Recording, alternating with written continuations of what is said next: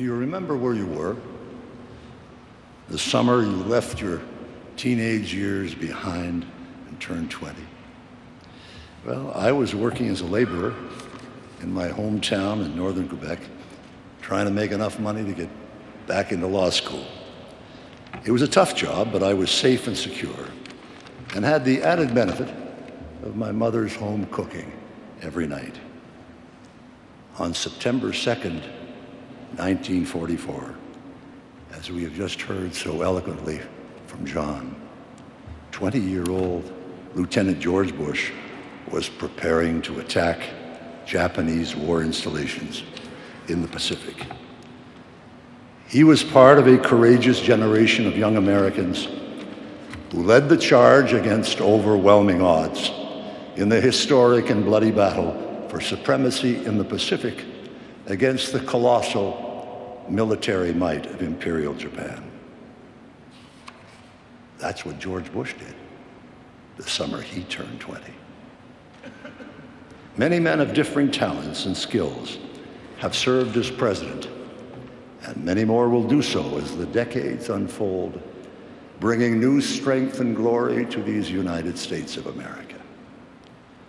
And 50 or 100 years from now, as historians review the accomplishments and the context of all who have served as president, I believe it will be said that in the life of this country, the United States, which is, in my judgment, the greatest democratic republic that God has ever placed on the face of this earth, I believe it will be said that no occupant of the Oval Office was more courageous, more principled, and more honorable than George Herbert Walker Bush. George Bush was a man of high accomplishment, but he also had a delightful sense of humor and was a lot of fun. At his first NATO meeting in Brussels as the new American president, he sat opposite me, actually, that day. George was taking copious notes as the heads of government spoke. We were all limited in time. But you know, it's very flattering to have the President of the United States take notes as you speak. And even someone as modest as me threw in a few more adjectives here and there to extend the pleasure of the experience.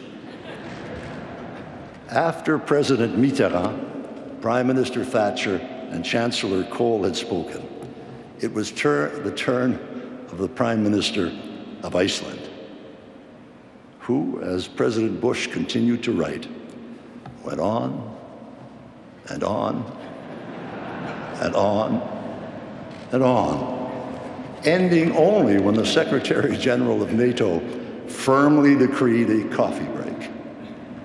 George put down his pen, walked over to me and said, "Brian, I've just learned the fundamental principle of international affairs." I said, "What's that, George?" He said, "The smaller the country, the longer the speech."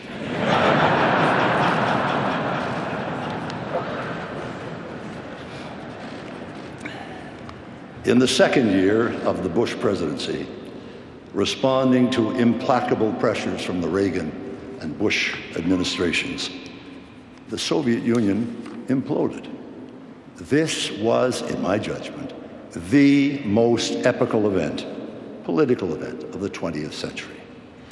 An ominous situation that could have become extremely menacing to world security was instead deftly challenged by the leadership of President Bush into the broad and powerful currents of freedom, providing the Russian people with the opportunity to build an embryonic democracy in a country that had been ruled by czars and tyrants for over 1,000 years. And then, as the Berlin Wall collapsed soon thereafter, and calls for freedom cascaded across Central and Eastern Europe, leaving dictators and dogma in the trash can of history, no challenge assumed greater importance for Western solidarity than the unification of Germany within an unswerving NATO. But old fears in Western Europe and unrelenting hostility by the military establishment in the Soviet Union and the Warsaw Pact rendered this initiative among the most complex and sensitive ever undertaken. One serious misstep, and this entire process could have been compromised, perhaps irretrievably. There's obviously no more knowledgeable or competent judge of what really happened at this most vital juncture of the 20th century than Chancellor Helmut Kohl of Germany.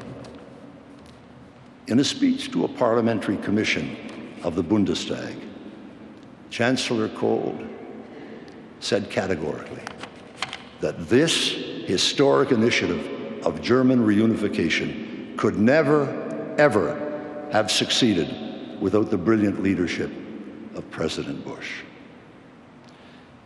Much has been written about the first Gulf War.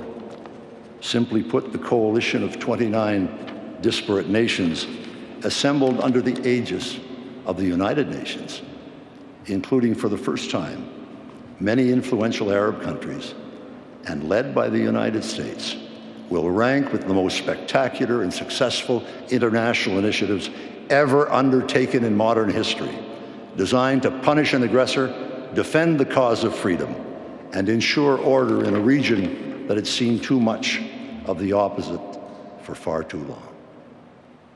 This was President Bush's initiative from beginning to end. President Bush was also responsible for the North American Free Trade Agreement, recently modernized and improved by new administrations, which created the largest and richest free trade area in the history of the world, while also signing into law the Americans with Disabilities Act, which transformed the lives of millions and millions of Americans forever. President Bush's decision to go forward with strong environmental legislation, including the Clean Air Act, that resulted in the Acid Rain Accord with Canada, is a splendid gift to future generations of Americans and Canadians to savor in the air they breathe and the water they drink, and the forests they enjoy, and the lakes, rivers, and streams they cherish. There's a word for this. It's called leadership. Leadership. And let me tell you that when George Bush was President of the United States of America, every single head of government in the world knew that they were dealing with a gentleman, a genuine leader, one who was distinguished, resolute, and brave. I don't keep a diary, but occasionally I write private notes after important personal or professional events. One occurred at Walker's Point in Kennebunkport, Maine, on September 2nd, 2001. Mila and I had been spending our traditional Labor Day weekend with George and Barbara, and towards the end, he and I had a long private conversation. My notes capture the moment. I told George how I thought his mood had shifted over the last 8 years, from a series of frustrations and moments of despondency in 1993 to the high enthusiasm that I felt at the Houston launch of the Presidential Library and George W.'s election as governor in November of that year, to the delight following Jeb's election in 1998, followed by their great pride and pleasure with George W.'s election to the presidency, and perhaps most importantly, to the serenity we found today in both Barbara and George. They are truly at peace with themselves, joyous in what they and the children have achieved, gratified by the goodness that God has bestowed upon them all,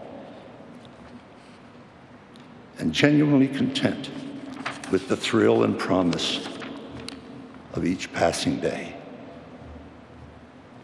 And at that, George, who had tears in his eyes as I spoke, said, You know, Brian, you've got us pegged just right, and the roller coaster of emotions we've experienced since 1992. Come with me. He led me down the porch at Walker's Point to the side of the house that fronts the ocean and pointed to a small, simple plaque that had been unobtrusively installed just some days earlier. It read, CAVU. George said, Brian, this stands for Ceiling and Visibility Unlimited. When I was a terrified 18 to 19-year-old pilot in the Pacific, those were the words we hoped to hear before takeoff. It meant perfect flying. And that's the way I feel about our life today. CAVU. Everything is perfect. Bar and I could not have asked for better lives. We are truly happy and truly at peace. As I looked over the waters of Walker's Point on that golden September afternoon in Maine, I was reminded of the lines, simple and true, that speak to the real nature of George Bush and his love of his wonderful family and precious surroundings.